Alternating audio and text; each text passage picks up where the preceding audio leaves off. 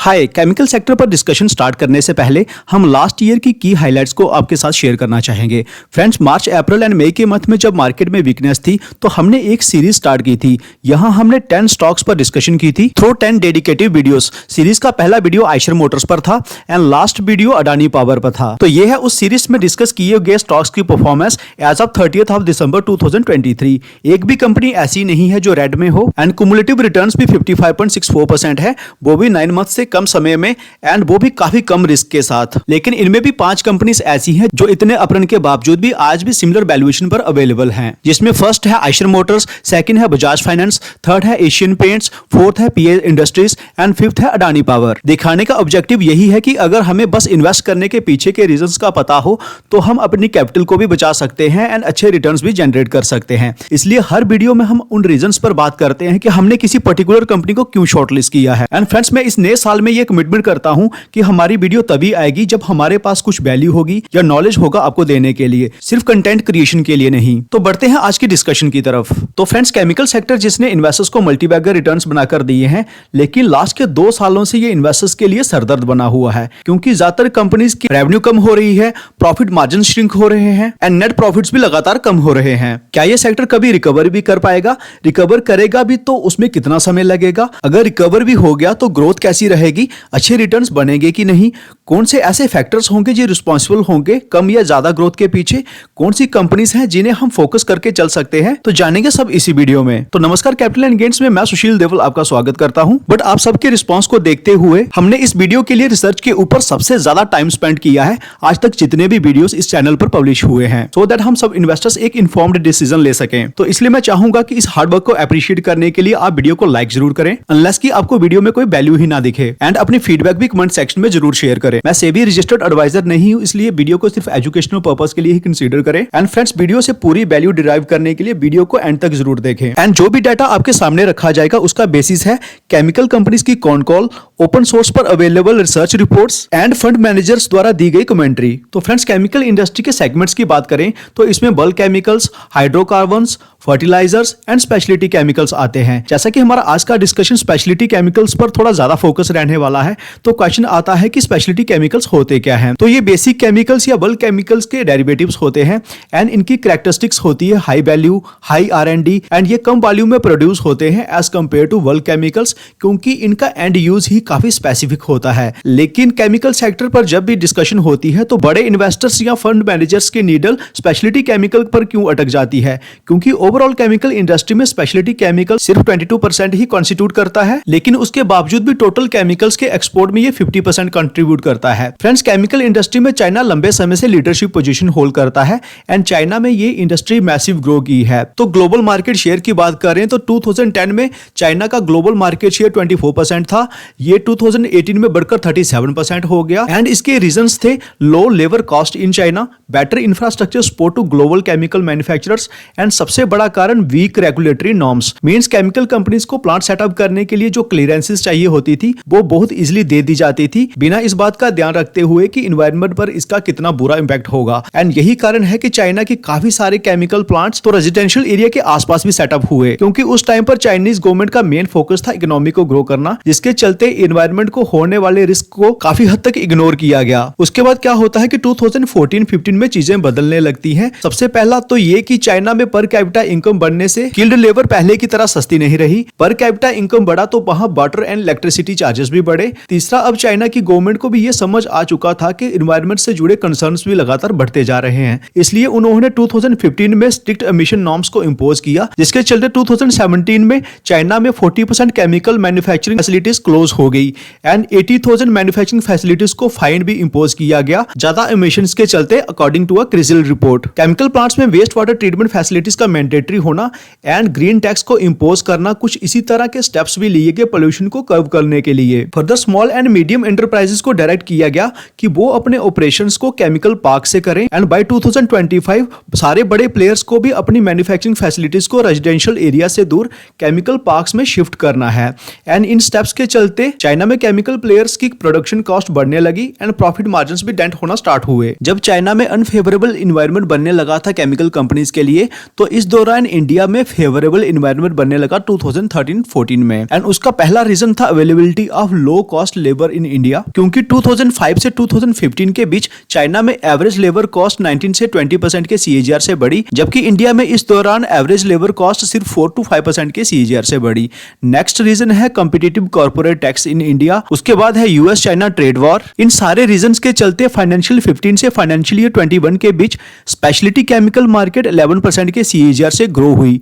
Again मैं speciality chemical market की बात कर रहा हूं यहां पर। एंड स्पेशली फाइनेंशियल ईयर 16 से 19 के बीच 17% के CAGR से ग्रो की। इसलिए अगर आप कुछ केमिकल कंपनीज के स्टॉक प्राइस को देखें तो आपको यहां ग्रोथ भी उसी टाइम देखने को मिलेगी जब चाइना में सिचुएशन अनफेवरेबल हो रही थी, यानी कि 2013 के एंड में या 14 के स्टार्ट में। एंड ये जो चार्ट हम देख रहे हैं ये आरती इंडस्ट्रीज का देख रहे हैं। उसके बाद हम SRF का चार्ट भी देख लेते हैं। तो अगेन हम यहां भी देख सकते हैं कि 2014 के स्टार्ट में या 2013 के एंड के बाद यहां पर स्टॉक प्राइस में ग्रोथ आना दिखती है। एंड स्टॉक प्राइस में ग्रोथ तभी दिखती है जब EPS बढ़ने लगता है। एंड फ्रेंड्स, अगर हम फाइनेंशियल ईयर 15 से फाइनेंशियल ईयर 21 के बीच की बात करें तो ग्लोबल स्पेशलिटी केमिकल मार्केट में सिर्फ 6 to 8% की ग्रोथ दिखी। एंड इसी दौरान इंडिया का ग्लोबल मार्केट शेयर भी 3% से बढ़कर 4% हुआ according to the Crisil report. Friends, कोई भी सेक्टर जब लंबे समय के लिए अपरन में रहता है तो उसमें सिक्लिकलिटी आती ही है, क्योंकि वहां पर प्रॉफिट मार्जिन्स भी पीक पर पहुंच गए होते हैं एंड कंपनीज की रेवेन्यू ग्रोथ भी हाईएस्ट एवर पर चल रही होती है एंड नेट प्रॉफिट ग्रोथ भी हाईएस्ट एवर पर चल रहे होते हैं। एक बार जब ये तीनों चीजें एक साथ देखने को मिलती है तो वो एक ऐसा पॉइंट होता है जब सिक्लिकलिटी स्टार्ट हो जाती है। एंड 2021 के एंड तक ऐसा समय आ गया था जब ज्यादातर केमिकल कंपनीज कुछ टाइम तक कंसोलिडेशन में रहने के बाद डाउन ट्रेंड में आने लगी। एंड ऑफ कोर्स पहला रीजन था हाई वैल्यूएशन, दूसरा रीजन था profit booking, global inflation, disruption in supply chain due to Russia Ukraine war, slow demand in US and Europe and China में भी केमिकल से एंड प्रोडक्ट बनाने वाली companies destocking को अडॉप्ट करने लगी ताकि वैल्यूएबल वर्किंग कैपिटल को फ्री किया जा सके। एंड फाइनली चाइना में केमिकल मार्केट का वीक होना, जिसे चाइना की chemical companies world wide dumping करने लगी। अब हम लॉन्ग टर्म आउटलुक से जुड़ा कुछ डाटा देख लेते हैं। कुछ रीजंस जो 2013 एंड 14 में स्टार्ट हुई ग्रोथ के लिए रिस्पॉन्सिबल थे वो आज भी प्रेजेंट है, जैसे कि low labour cost, competitive corporate tax, easy regulatory norms for chemical industry, वो भी इन्वायरमेंटल सेफ्टी के साथ बिना कॉम्प्रोमाइज किए हुए। इसके बाद कोविड के बाद एक नया फैक्टर इमर्ज हुआ, वो हुआ China+1, क्योंकि वर्ल्ड ने किसी सिंगल कंट्री पर अपनी सप्लाई के लिए डिपेंडेंट रहने के रिस्क को फेस किया था। उसके बाद है incentives by government of India. Friends, China+1 की तरह एक और फैक्टर जो इमर्ज हुआ है वो है Euro+1। European Union one of the major maker and consumer है केमिकल्स का एंड वहां पर भी काफी स्ट्रिक्ट पॉलिसीज एंड रेगुलेशंस को अडॉप्ट किया जा रहा है क्लाइमेटिक कंसर्न के बढ़ते। एंड ये एंटीसिपेट किया जा रहा है कि वहां से कुछ केमिकल प्लेयर्स अपनी मैन्युफैक्चरिंग फैसिलिटीज को इंडिया में शिफ्ट कर सकते हैं, क्योंकि इंडिया में मैन्युफैक्चर करने में कम कॉस्ट लगती है एंड साउथ ईस्ट एशिया की ग्रोइंग मार्केट का एक्सेस भी इजी है। केमिकल इंडस्ट्री की ग्रोथ फोरकास्ट की बात करें तो ये 9% के CAGR से ग्रो कर सकती है, जबकि स्पेशलिटी केमिकल मार्केट में 12% की ग्रोथ एक्सपेक्टेड है। एज पर क्रिजिल रिपोर्ट, जो स्पेशलिटी केमिकल मार्केट है वो इंडिया में काफी फास्ट पेस पर ग्रो कर रही है, इवन चाइना से भी ज्यादा फास्ट पेस पर। जहां 2015 में स्पेशलिटी केमिकल मार्केट का कंट्रीब्यूशन ग्लोबल स्पेशलिटी मार्केट में 3% था, 2021 में बढ़कर 4% हुआ एंड एस्टिमेट है कि बाय 2026 ये 6% तक हो सकता है। Friends, as per the study conducted by management consultancy firm McKinsey and company and industry body Indian chemical council, Indian chemical industry का कंट्रीब्यूशन ग्लोबल केमिकल मार्केट में 10 to 12% तक हो सकता है बाय 2040। विच शोज कि इंडियन केमिकल इंडस्ट्री एंड उसमें भी speciality chemical market में ग्रोथ के ह्यूज स्कोप है। एस्टिमेट तो ठीक है, लेकिन सिर्फ एस्टिमेट देखकर ही इन्वेस्ट करना, इसमें कॉन्फिडेंस नहीं आता है। तो उसके लिए हमने क्या किया है कि कुछ डाटा निकालने की कोशिश की है, जिससे हमें ये मेकआउट करने में हेल्प मिलेगी कि global investors Indian chemical industry को लेकर क्या एक्शंस ले रहे हैं एंड केमिकल कंपनीज की मैनेजमेंट फ्यूचर से जुड़े कैसे एक्शंस ले रही हैं। तो सबसे पहले हम कैपेक्स से जुड़ा डाटा देख लेते हैं। As per the data available with Fortune India, overall chemical industry में फाइनेंशियल 21 में 9,900 करोड़ का कैपेक्स हुआ। उसके बाद फाइनेंशियल ईयर 22 में ये कैपेक्स बढ़कर 12,500 करोड़ हो गया एंड फाइनेंशियल ईयर 23 में सबसे ज्यादा कैपेक्स हुआ है, दैट इज 14,800 करोड़ का। विशोज के कंपनीज की मैनेजमेंट फ्यूचर में डिमांड एक्सपेक्ट कर रही हैं।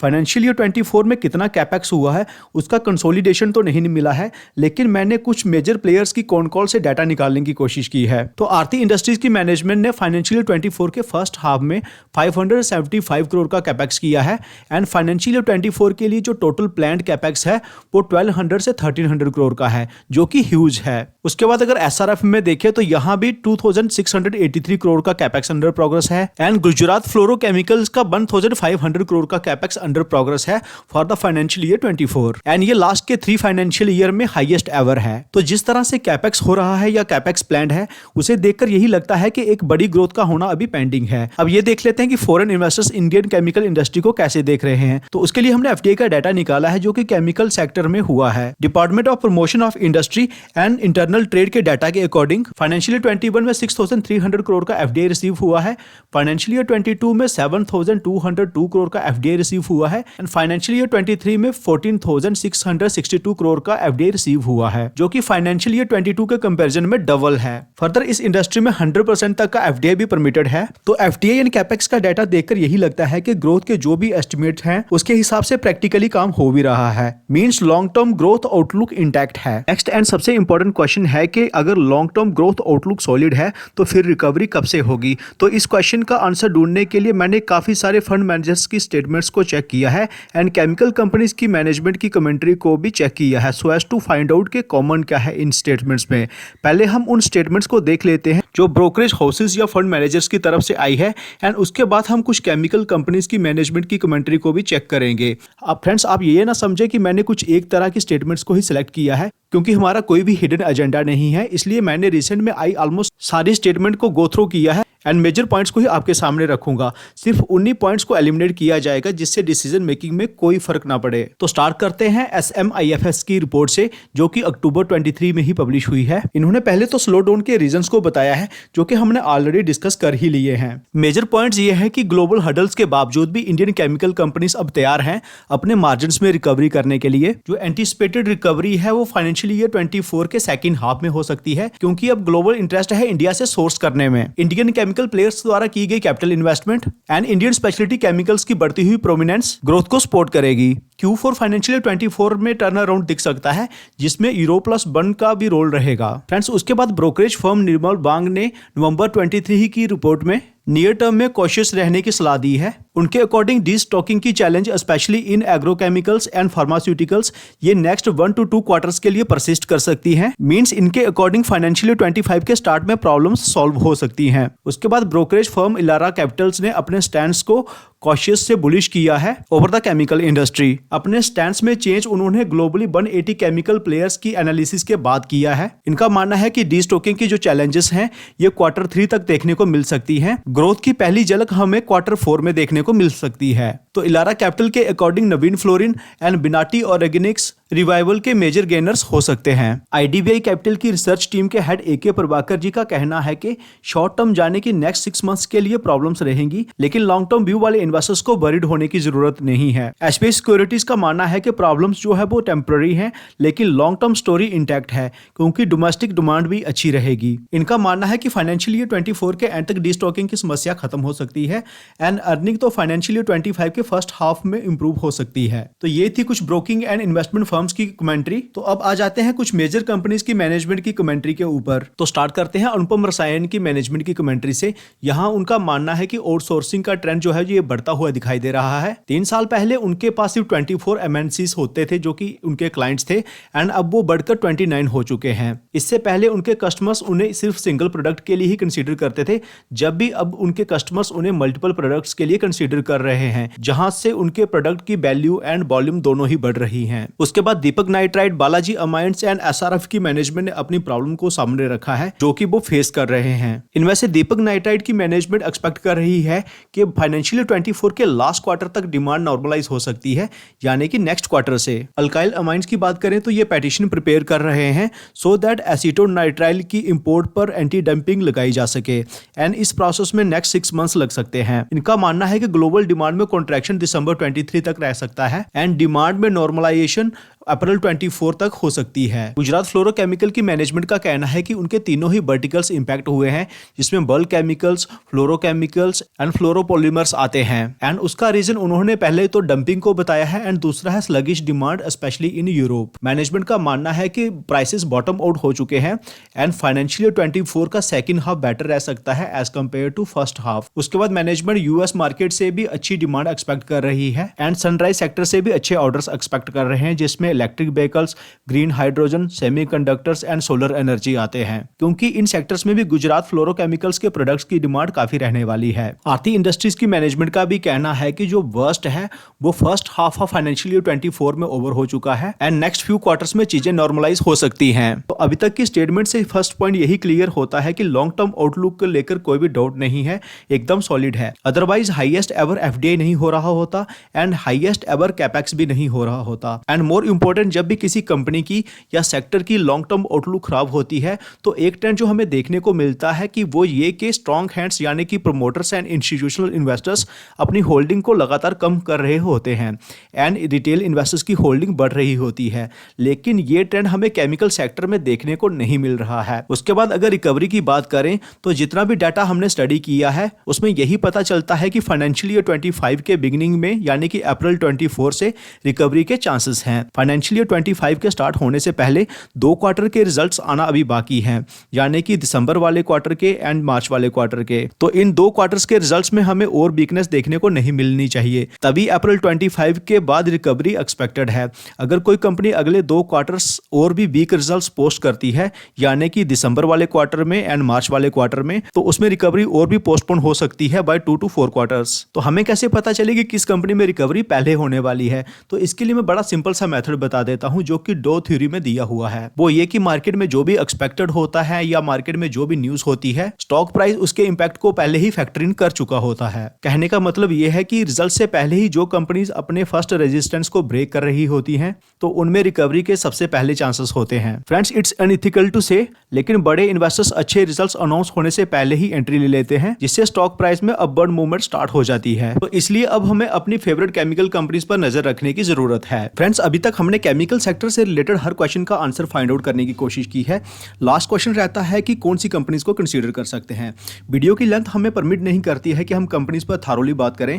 मैं कुछ कंपनीज के नाम बता देता हूं जिन्हें आप फर्दर स्टडी कर सकते हैं। तो फर्स्ट कंपनी आप क्लीन साइंस एंड टेक्नोलॉजी को स्टडी कर सकते हैं। वैल्यूएशन थोड़ा हायर साइड पर है, लेकिन कंपनी का return on capital employed, return on equity, operating profit margins, quick ratio, current ratio and इसके साथ रिटर्न ऑन एसेट से सारे ही पैरामीटर्स एक्सीलेंट हैं। कंपनी अपने ज्यादातर प्रोडक्ट सेगमेंट में वर्ल्ड में एंड इंडिया में नंबर 1 या नंबर 2 पोजीशन होल्ड करती है, तो इसलिए इस कंपनी को आप स्टडी कर सकते हैं। तो सेकंड कंपनी आप एमी ऑर्गेनिक्स को कंसीडर कर सकते हो, क्योंकि कंपनी वर्ल्ड की इकलौती ऐसी कंपनी है आउटसाइड चाइना जिसने इलेक्ट्रोलाइट एडिटिव को इन हाउस डेवलप किया है एंड कंपनी ने एक ग्लोबल इलेक्ट्रोलाइट मैन्युफैक्चरर के साथ टाई अप किया है एंड प्लान है कि गुजरात में कंपनी अपना फर्स्ट इलेक्ट्रोलाइट प्लांट सेटअप कर सकती है। उसके बाद कंपनी ने बाबा फाइन केमिकल का एक्विजिशन किया है, जिसके थ्रू कंपनी सेमीकंडक्टर इंडस्ट्री में एप्लीकेशन वाले प्रोडक्ट्स डेवलप कर रही है। 3 जनवरी की ही न्यूज है कि नरेश कुमार पटेल जी ने 6.9% अपना स्टेक बढ़ाया है एमी ऑर्गेनिक्स में। नरेश कुमार पटेल कौन है? तो यहाँ आप देख सकते हैं कि ये एग्जीक्यूटिव चेयरमैन एंड एमडी है कंपनी के एंड इनके पास प्रेजेंटली कितनी होल्डिंग है वो आप देख सकते हैं 10.86%।